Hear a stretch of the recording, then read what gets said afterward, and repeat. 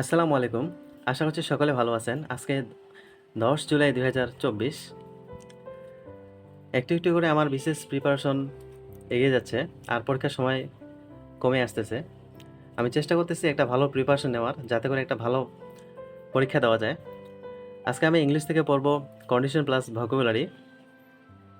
গণিত থেকে পড়ব সরল ও যৌগিক মুনাফা। আন্তর্জাতিক থেকে পড়ব আন্তর্জাতিক নিরাপত্তা ও আন্তঃরাষ্ট্রীয় ক্ষমতা সম্পর্ক। এই চ্যাপ্টারটা কিছুটা পড়ব। প্রিভিয়াস এমসিকিউ থেকে পড়ব ১৮তম বিসিএস। এবং প্রতিদিন আমি অল্প অল্প করে রিটেন পার্ট দেখার চেষ্টা করি। তো আজকে আমি দেখব বিজ্ঞান এবং গণিত। এখন বাজে ৮টা ৪০। এখন আমি ইংলিশ দিয়ে পড়াশোনা শুরু করব আজকে। তো চলুন কথা না বাড়িয়ে শুরু করি। আজকে আমি ইংলিশ দিয়ে পড়াশোনা শুরু করছি। এখন বলা হচ্ছে কন্ডিশনাল সেন্টেন্সটা পড়লাম। তো এখানে কয়েকটা মাত্র রুলস আছে, প্লাস এক্সারসাইজ আছে অনেক।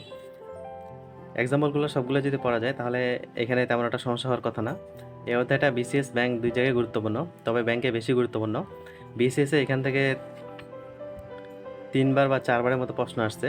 তো বলা যায় এখান থেকে আবারও প্রশ্ন আসতে পারে। আর চ্যাপ্টারটা যেহেতু অনেক সহজ আর অনেক ছোট, তো আজকে একদিনে চ্যাপ্টারটা পড়ে নিলাম। এখন বাজে ১০টা ৪৫। ১১টার দিকে শুরু করব ইন্টারন্যাশনাল।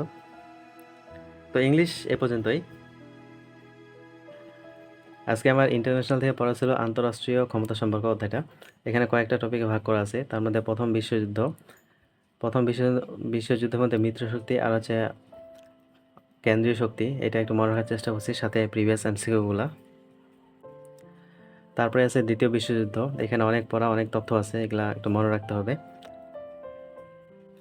এখান থেকে প্রশ্ন আসার সম্ভাবনা আছে, তথ্যবহুল একটা আলোচনা, সাথে এমসিকিউ আছে অনেকগুলা।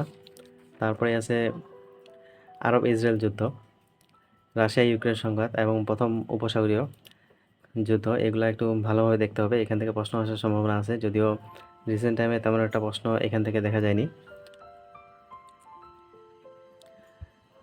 আজকে আমি ইন্টারন্যাশনাল এই পর্যন্ত পড়ছি। এই পড়াগুলো পড়তে আমার অনেক বেগ পেতে হয়েছে। প্রথমবার পড়তেছি, আগে কখনো পড়িনি। ভোকাব অংশ থেকে ইউনিট 4 অর্ধেকটা পড়ছিলাম, আজকে বাকি অংশটা পড়লাম। এখানে বেশি ফোকাস করছি শব্দার্থগুলো মিনিংগুলো মনে থাকলে সিনোনিম অ্যান্টোনিমগুলো ইজিলি বের করা যাবে। তো তারপরে পড়ছি কিছু বিসিএস এর প্রিভিয়াস কোশ্চেন। প্রিভিয়াস বিসিএস থেকে আজকে সিনোনিম থেকে পড়ছি 35টার মতো, এখানে আছে প্রায় 60টার মতো। তো আজকে অর্ধেকটা পড়ে নিয়েছি, আগামীকালের জন্য অর্ধেকটা রাখছি। এখন পর্যন্ত রুটিন থেকে ইংলিশ কন্ডিশন প্লাস ভোকাবুলারিটা পড়া হয়েছে। আন্তর্জাতিক কিছুটা পড়ছি। প্রিভিয়াস এমসিকিউ 18তম বিসিএস পড়ছি। এখন বাকি আছে শুধু গণিতটা এখন করব। আশাফুজ ম্যাথ ককটেল বই থেকে আমি সরল ও যৌগিক মুনাফা অধ্যায়টা রিভিশন দিচ্ছি।